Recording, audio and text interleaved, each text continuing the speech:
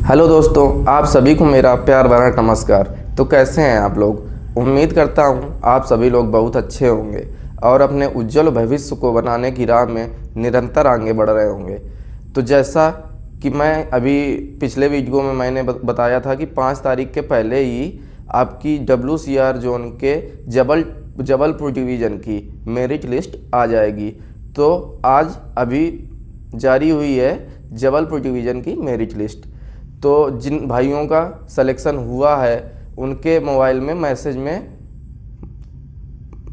Box में message पहुंच गया होगा, जिससे उनको सूचना मिल गई होगी कि हमारा नाम मेरिट लिस्ट में आ गया। और जिन भाइयों का सिलेक्शन नहीं हुआ वो ऑफिशियल वेबसाइट में जाके अपना सारी डिटेल उसमें भर दें और देख लें कि क्यों हमारा फॉर्म रिजेक्ट हुआ है। सारा स्टेटस वो दिखा देगा। तो आइए बात करते हैं। और सब मुद्दे तो ठीक है, मान लीजिए उसमें कोई चर्चा आप करनी नहीं है कि मेरिट लिस्ट आई कि नहीं आई, क्या है। जिनका नाम आ गया उनको तो पता चल ही गया इस बारे में कि हमारा नाम आ गया। बात करते हैं कुछ ऐसे टॉपिक पे जो अब जिनका नाम आया हुआ है उनके लिए वो महत्वपूर्ण होने वाले हैं। तो आइए सबसे पहले बात करेंगे कि डॉक्यूमेंट वेरिफिकेशन में डॉक्यूमेंट क्या क्या लगेंगे। अब बहुत से लोग ये सोचेंगे कि हमारा जो कॉल लेटर है, जो अभी स्टेटस में वो मतलब डाल के देखेंगे तो स्टेटस दिखाएगा कॉल लेटर डाउनलोड करने का, उसमें डाउनलोड करेंगे तो उसमें सोचेंगे लोग जो भाई मतलब कैंडिडेट सेलेक्ट हुए हैं वो सोचेंगे कि उसमें तो मेंशन है सारे डॉक्यूमेंट। अब ये इनका हम क्यों देखें जब उसमें मेंशन है। तो ऐसी बात नहीं है। जो डॉक्यूमेंट उसमें मेंशन है उसके अलावा भी आपको बहुत से ऐसे डॉक्यूमेंट चाहिए जो उसमें मेंशन नहीं किए उन्होंने, और वहाँ डॉक्यूमेंट वेरिफिकेशन में वो लोग आपसे मांगेंगे वो चीज़। तो इस वजह से आपके लिए ये वीडियो बहुत ही महत्वपूर्ण है। तो चलिए बिना समय गंवाए शुरू करते हैं आज के इस वीडियो को। अगर आप हमारे चैनल पर नए हैं तो चैनल को सब्सक्राइब जरूर करें, जिससे आपको मिलती रहें समय समय पे रेलवे संबंधित जानकारियाँ। तो चलिए शुरुआत करते हैं डॉक्यूमेंट से। डॉक्यूमेंट क्या क्या लगेंगे पहले बात करूँगा। एक एक डॉक्यूमेंट को डिटेल से बताऊंगा कि कैसा क्या है जो मेंशन है। सबसे पहले नंबर 1 पे जो दिया हुआ है उसमें शैक्षणिक योग्यता संबंधी मूल प्रमाण पत्र, मतलब आपकी जो हाई स्कूल की मार्कशीट है और ITI की मार्कशीट है, ये दोनों लगनी है। और जो ITI का सर्टिफिकेट है ये भी आपको लेके आना पड़ेगा। अब बहुत से भाइयों को सवाल होगा कि जिनका सेमेस्टर वाइज होता है या एनुअल होता है तो हम कौन सी मार्कशीट लेके आएँ।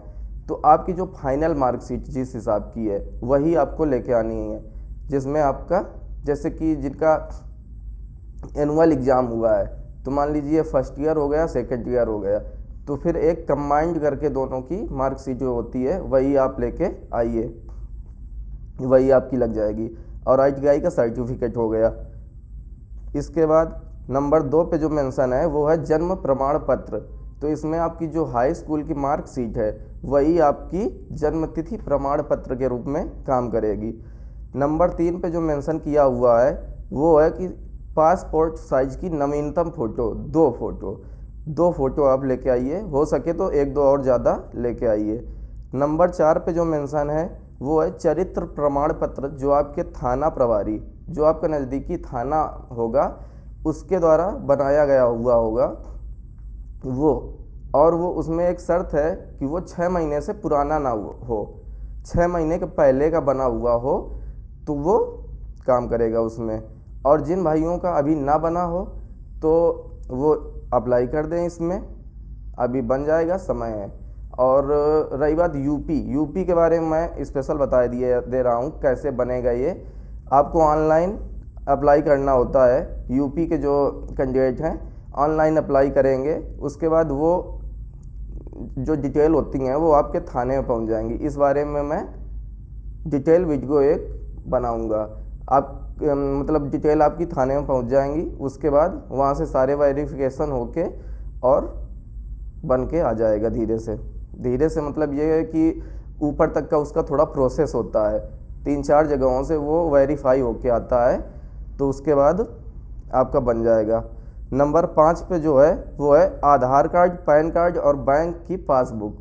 ये तीनों चीज़ें चाहिए। तो बैंक की पासबुक, बहुत से लोगों का ये भी मन में डाउट होता है कि क्या चेकबुक भी लगेगी। चेकबुक नहीं लगनी। आपकी जो जबलपुर डिवीज़न है वहाँ आपका केवल बैंक पासबुक चल जाएगा। इसके बाद नंबर 6 पे जो मेंशन है वो है कास्ट सर्टिफिकेट। कास्ट सर्टिफिकेट जो आपकी होनी चाहिए वो 1 साल के अंदर की बनी हुई होनी चाहिए और सेंट्रल की बनी होनी चाहिए।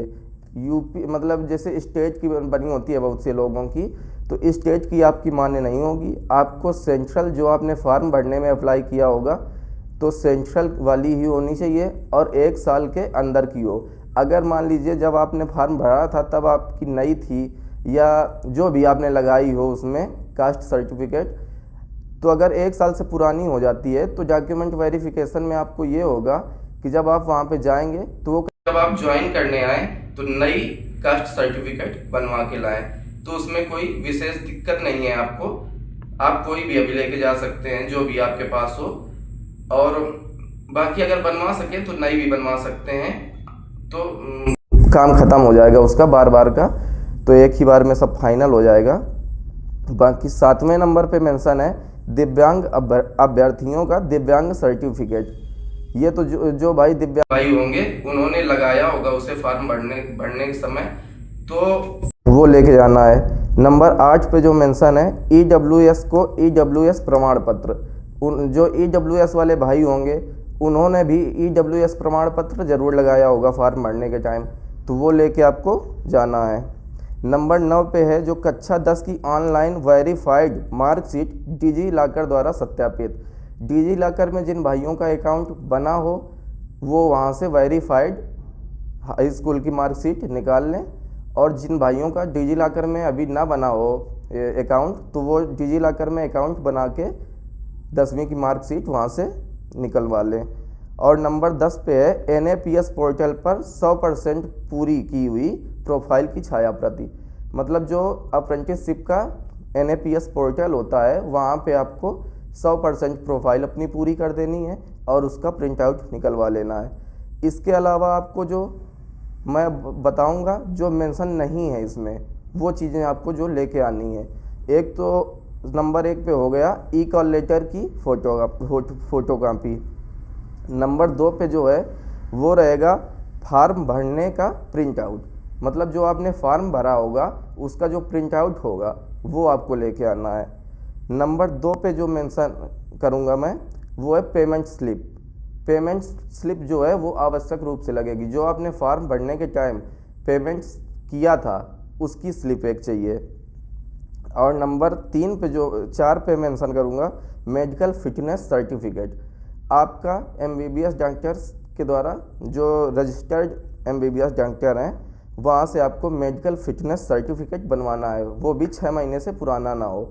आपका किसी भी जिला अस्पताल में या किसी MBBS डॉक्टर सरकारी जो होते हैं वहाँ से जाके आप बनवा सकते हैं, या तो अपने जिला अस्पताल में जाके बनवा सकते हैं, वो भी आपका लगना है। इसके अलावा आप बात करेंगे जिन भाइयों का फॉर्म रिजेक्ट हुआ है, वो मेरे हिसाब से तो बहुत गलत हुआ है।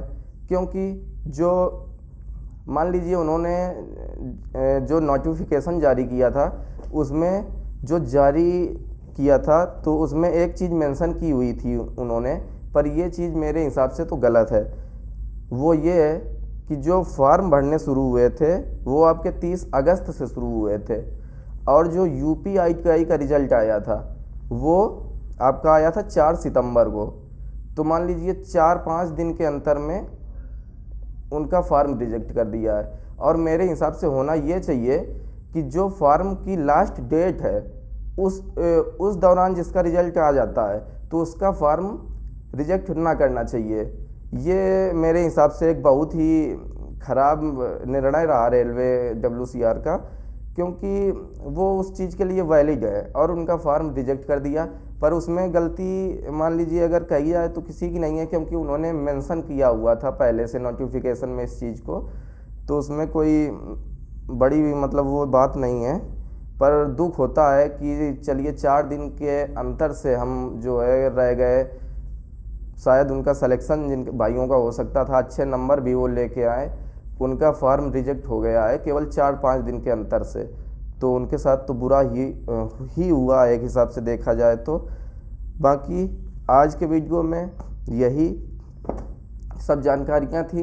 बाकी आगे मैं अन्य जानकारियों के साथ आप लोगों के साथ एक नए वीडियो के साथ जुड़ा रहूँगा। तब तक के लिए आप सभी को नमस्कार, धन्यवाद। और